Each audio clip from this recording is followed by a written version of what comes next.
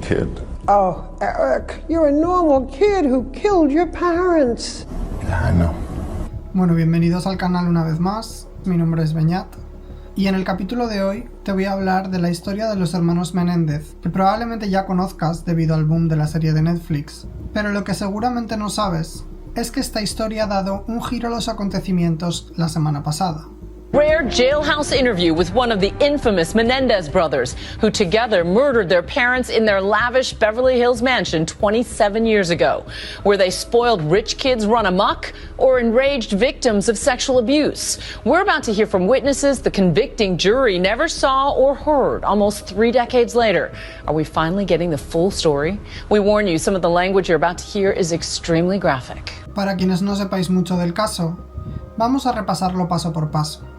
José Menéndez, el padre de la historia de hoy, pertenecía a una prestigiosa familia de La Habana, en Cuba, formada por médicos y abogados, cuyos orígenes se remontaban hasta España. Aunque la familia gozó de riqueza y prestigio, lo perdió todo después de la Revolución de Cuba, obligándoles a huir de allí escapando del régimen de Fidel Castro, hasta que posteriormente remontaron económicamente en América, donde llegaron sin un duro y se convirtieron en refugiados del país. Por otro lado, Louise Menéndez, la madre de la historia de hoy, más conocida como Kitty Menéndez, era la más joven de 4 hermanos que pertenecían a una familia de clase media de Illinois. Kitty y José Menéndez se conocieron en la Universidad del Sur de Illinois. José había conseguido una beca deportiva porque era muy buen nadador y aunque era 2 años menor que Kitty, la atracción entre ambos parece que fue instantánea. La intención de José era mudarse en un futuro a Florida para convertirse allí en senador. La pareja contrajo matrimonio en el 1963. Unos años después, en el 68, nace su primer hijo, Lyle Menéndez, quien se convertiría en hermano mayor 2 años después, en 1970, después del nacimiento de Eric Menéndez. Ambos niños se crían y crecen en Princeton, New Jersey, hasta que José Menéndez consigue un trabajo en el 87 para Carolco, una productora de cine californiana, mudándose así con toda la familia a una gran mansión en Beverly Hills, California.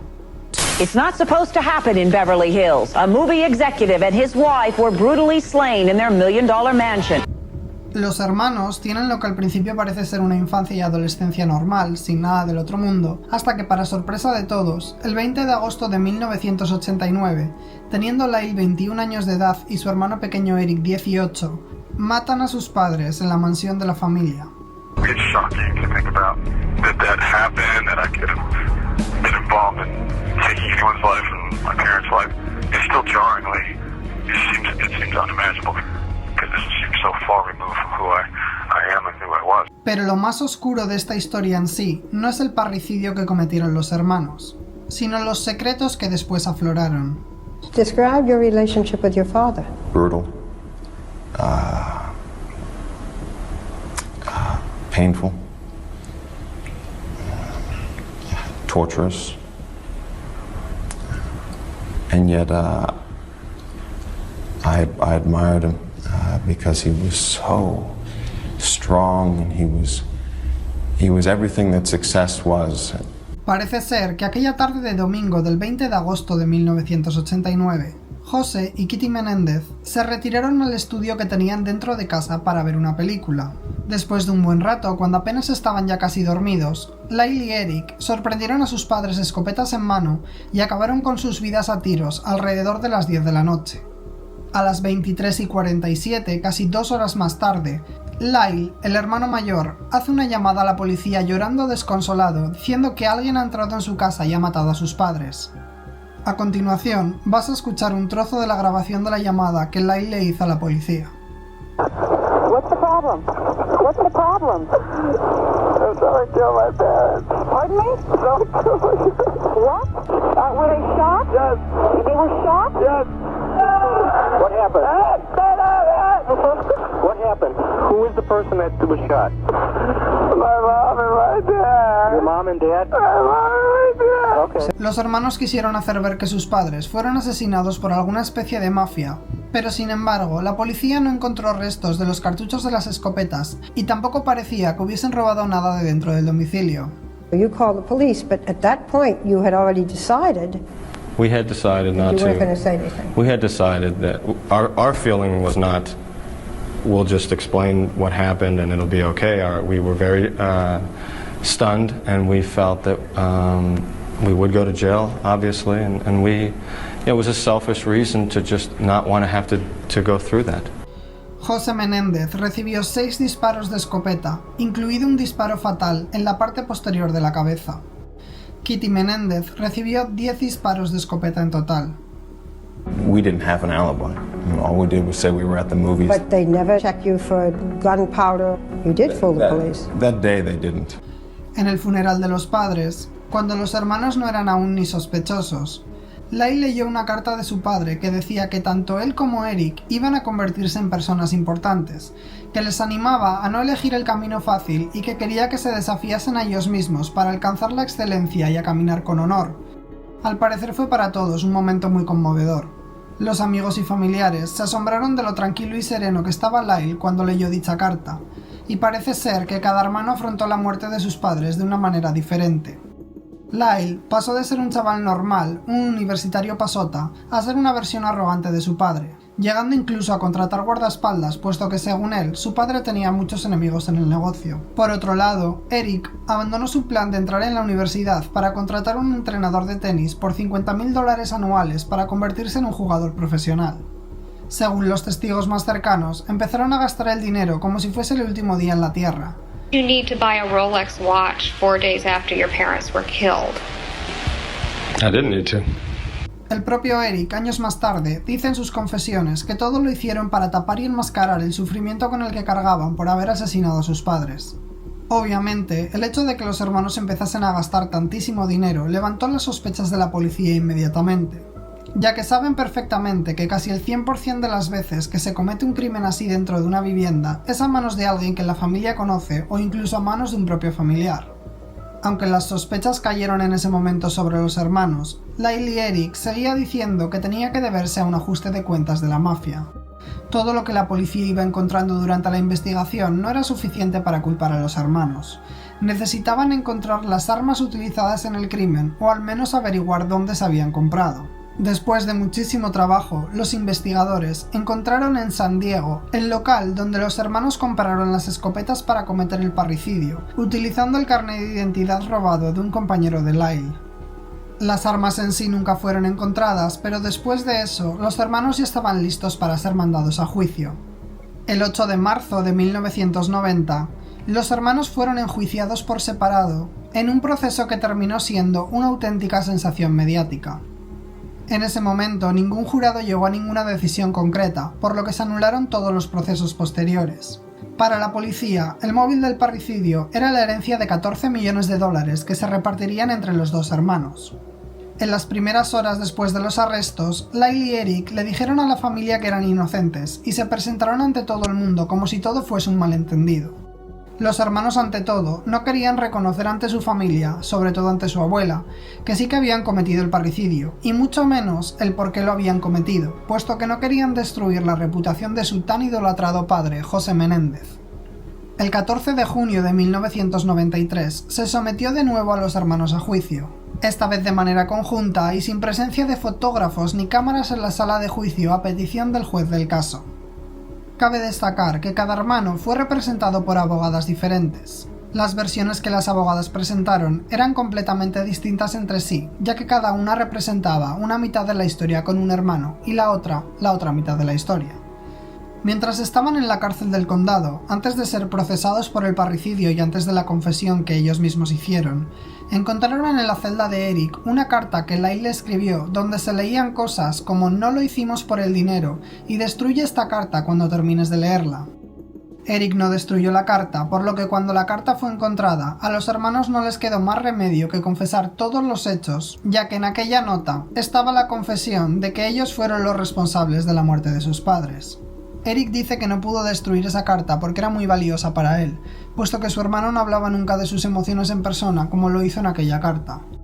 Now, after you entered the den, I was just firing as I went into the room. I just started firing. In what direction? In front of me.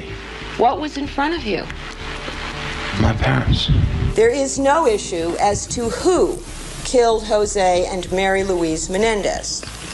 Why they were killed is what the focus of all of our evidence will be on. Después de aquello, la abogada de Eric vio una oportunidad en el hallazgo de esa carta y quiso montar la defensa de su cliente alegando que el padre había abusado sexualmente de ellos durante muchos años, que la vida de su cliente fue una vida de sufrimiento debido a ello y que mató a sus padres porque no soportaba más dichos abusos. Killed his parents because he could no longer endure their abuse and had to stop it. What do you believe was the originating cause of you and your brother ultimately winding up shooting your parents? Me telling Lyle that, You telling Lyle what? Your Honor, can I ask a leading question? if you don't ask my dad. Wait 1 second, Mr. Andrews. Okay, let me ask. No, he was in the process of answering, so there's no need to ask him. Can you answer the question? Yes. Okay, it was you telling Lyle what? My dad had been molesting me.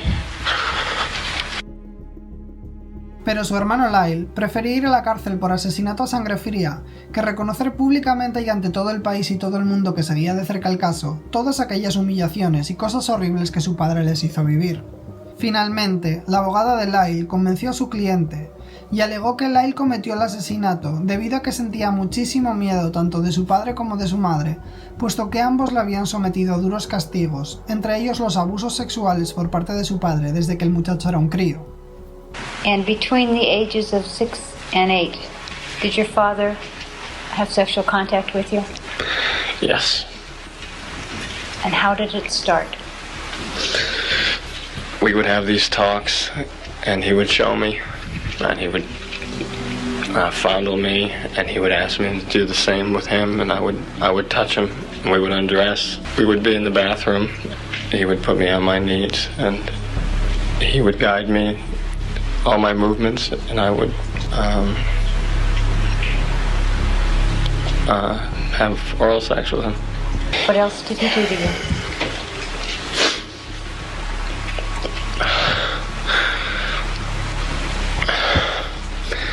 He used objects. What kind of objects? A toothbrush and some sort of shaving utensil brush. And did he try to anally penetrate you with something else? He did. And what was it? He raped me. Por lo que Lyle contó en el estrado, su madre era perfectamente conocedora de los abusos de su marido hacia su hijo, puesto que el propio Lyle le contaba todo lo que su padre le hacía. Sin embargo, ella le quitaba importancia diciendo que lo hacía porque le quería y porque se había portado mal y tenía que ser castigado. Kitty, la madre, al parecer sufría depresión y estaba enganchada al alcohol y los tranquilizantes, empujada por la noticia de la infidelidad de su marido durante 8 largos años. Presuntamente, según los hermanos, Kitty les dejaba notas de suicidio sugiriendo envenenar la comida para así terminar con la vida de todos. Durante el último juicio que les mandaría a prisión de por vida, Eric tuvo que ver y escuchar cómo su hermano Lyle, que confesó primero, decía ante todo el mundo que también abusó sexualmente de él, imitando lo que su padre le había hecho y ofreciéndole una disculpa por ello. Aquí te dejo el trozo de la confesión de Lyle, reconociendo que abusó sexualmente de su hermano pequeño. Did you tell your brother? Did you do something to your brother? Yes. What did you do to your brother? I took him out to the woods. Whenever I felt, I don't know, I took him out sometimes, and I took a toothbrush also, and I played with Eric in the same way. And I'm sorry. Finalmente, a los hermanos no les quedó más remedio que admitir que habían comprado esas escopetas para matar a sus padres, y se responsabilizaron del parricidio. Ambos hermanos alegaron que lo hicieron puesto que temían que sus padres estuvieran a punto de matarles para evitar que revelaran públicamente los abusos sexuales, puesto que Lyle, en una discusión reciente, había amenazado a su padre José con contarlo todo, destruyendo así por completo la reputación de la familia Menéndez. Jurors are unable to reach a verdict, hopelessly deadlocked. Both brothers' trials ended in hung juries. Shortly after America was riveted by that other trial of the century, the second Menendez trials had no cameras in the courtroom. Lyle didn't even take the stand, limiting testimonies about the alleged sexual abuse. The verdict? Lyle and Eric Menendez have been found guilty of murdering their parents. It took a second trial for the two to be convicted of murder in the first degree. En ese momento, la fiscalía dijo que no había ninguna prueba de abuso sexual hacia los menores, y que los hermanos asesinaron a sus padres con el único motivo de cobrar la herencia multimillonaria. Los jurados rechazaron la pena de muerte a favor de la cadena perpetua sin libertad, encerrando a los hermanos Menéndez de por vida. En ese juicio, el juez dijo que como Eric y Lyle no son mujeres, no podían sufrir del síndrome de la mujer maltratada, por lo que todo su trauma no era relevante y no permitió que interfiriera en el juicio. Este segundo juicio fue muy diferente al primero, puesto que para empezar no había más que una cámara de grabación por seguridad, pero nada mediático como en el primer juicio. Ninguna de las pruebas fue admitida, y el juez excluyó todas las pruebas y testimonios, tanto de los acusados como de sus familiares. El jurado se vio obligado a decidir entre absolver a los hermanos o condenarlos de por vida. Aquella omisión de pruebas fue claramente injusta para los hermanos. El veredicto, como he dicho antes, fue cadena perpetua sin libertad condicional. Ese giro tan inesperado que he mencionado al principio del vídeo toma lugar concretamente el 3 de octubre de 2024, una semana antes de la publicación de este vídeo. Y es que el fiscal del distrito del condado de Los Ángeles, George Gascon, anunció que revisarán nuevas pruebas y tomarán una decisión final sobre si hay una nueva sentencia para los hermanos, debido a que hoy en día la opinión sobre los abusos sexuales a menores ha cambiado con respecto a 1989, y es posible que hoy en día los hermanos no hubiesen recibido la condena que recibieron en aquel entonces. Pero ¿y tú qué opinas? ¿Crees que los 35 años que llevan los hermanos en la cárcel son suficientes? ¿O por el contrario crees que deberían de seguir encerrados de por vida por haber cometido el asesinato de sus padres? Te leo en los comentarios. Hasta el próximo capítulo. What went through your minds when you heard that verdict? That I was going to spend the rest of my life in prison.